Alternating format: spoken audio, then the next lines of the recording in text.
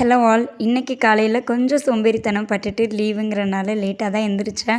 So மார்னிங்கே கொஞ்சம் ஹரிபரியாக தான் போச்சு. பட் ஹஸ்பண்ட்க்கு ஒர்க் இருந்தது. ஆஃப்டர்நூன் லஞ்சுக்கு வீட்டுக்கு வரேன்னு சொல்லிட்டாங்க. ஸோ மார்னிங் பிரேக்ஃபாஸ்ட்க்கு மட்டும் சிம்பிளாக லெமன் ரைஸ் செஞ்சு தாட்டி விட்டாச்சு.